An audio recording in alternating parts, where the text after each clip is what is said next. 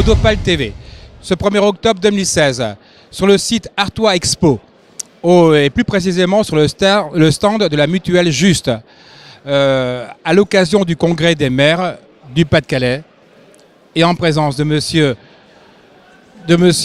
Flageolet. Monsieur Flageolet, vous êtes maire de Saint-Venant, mais pas seulement. Oui, maire de Saint-Venant, c'est vrai, mais depuis peu président des maires du Pas-de-Calais. Et en même temps, à ce titre, je participe au bureau national de l'AMF au niveau national avec François Barouin et André Léniel. Voilà.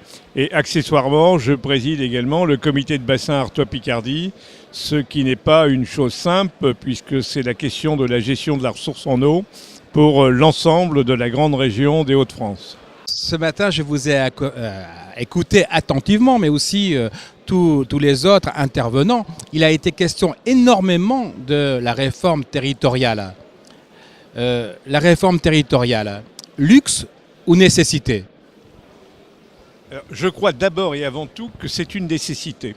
Nous ne pouvons pas continuer à vivre avec un tel enchevêtrement de structures et de tels pouvoirs qui finalement s'annulent les uns les autres. Il y a donc nécessité de clarifier, mais en même temps, il y a nécessité de respecter. Respecter la volonté populaire des communes, respecter la nécessité de la proximité, nécessité également de regarder comment on peut structurellement répondre aux enjeux qui nous sont posés, tant au niveau national qu'européen ou international. C'est une réforme compliquée. Le gouvernement a peut-être voulu la faire à la hussarde. Je pense qu'il fallait effectivement qu'on se mette autour d'une table et qu'on discute. Ça n'a pas été suffisamment fait. Il n'est peut-être pas trop tard. Derrière la réforme se trouve aussi la question des moyens financiers. La France, disait un ancien Premier ministre, est en faillite. Mais bientôt les communes le seront. Autrement dit, comment optimiser les moyens financiers, comment réduire les charges passives, comment mutualiser pour une meilleure efficience. Ce sont les questions qu'on a évoquées dès ce matin et qu'on évoquera encore cet après-midi. Si j'ai bien compris, ce contexte n'est pas facile, il est évolutif. Et situons-nous au niveau des maires. Le président que vous êtes au niveau de l'association des maires du Pas-de-Calais, êtes-vous en capacité d'accompagner ces maires? Alors, on les accompagne au quotidien de deux façons. D'une part, par la présence multiple de l'association dans un ensemble de lieux décisionnels, que ce soit sur les règles qu'il faut appliquer, que ce soit sur l'interprétation des textes administratifs, que ce soit sur l'affectation prioritaire des sommes financières, que ce soit les subventions ou autres. Nous sommes au quotidien avec les services de l'État pour défendre les communes. Mais également pour être capable de dire non à un certain nombre de comportements communaux qui ne seraient pas compatibles avec l'intérêt général. J'entends sur la réforme des SIVU, sur la question de la gestion de l'eau et de l'assainissement, sur la question de la taxe pluviale, sur la question des gens du voyage, sur ce qui concerne Calais et la place des migrants dans une société comme la nôtre qui se veut à la fois accueillante dans son discours, mais complètement fermée dans ses comportements.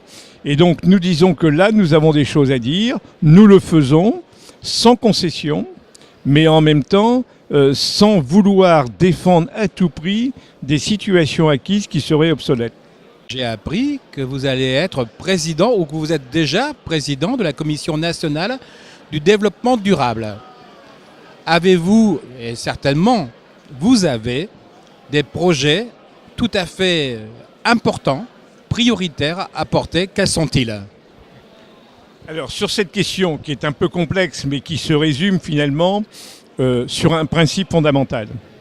L'État propose, les élus contestent, constatent, contre-proposent sur tous les domaines relatifs à l'eau, à l'environnement, à la transition énergétique.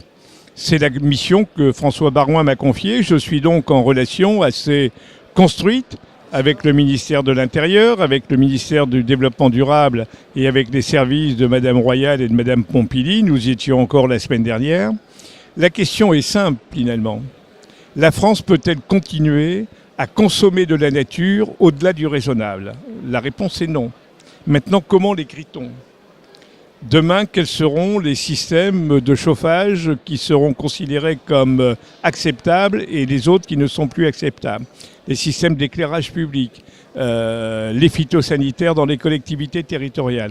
Et donc mon rôle est de participer avec les collaborateurs que j'ai à Paris à l'ensemble des discussions concernant non pas la loi, pas fondamentalement la loi, mais les décrets d'application, les circulaires d'application, c'est-à-dire en fait la façon concrète dont nous, élus locaux, nous allons vivre ces nouvelles exigences. Il en va de l'intérêt de la planète, les choses sont simples.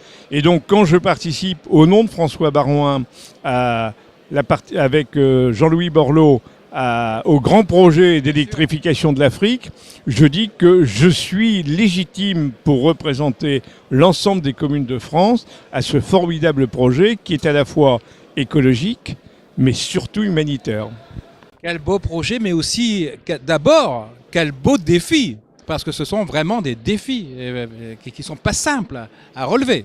Non, ils ne sont pas simples, mais en même temps, les élus, mais comme vous, monsieur, nous sommes quoi? Nous sommes confrontés à ce que Arnold Toynbee disait, le défi et la riposte.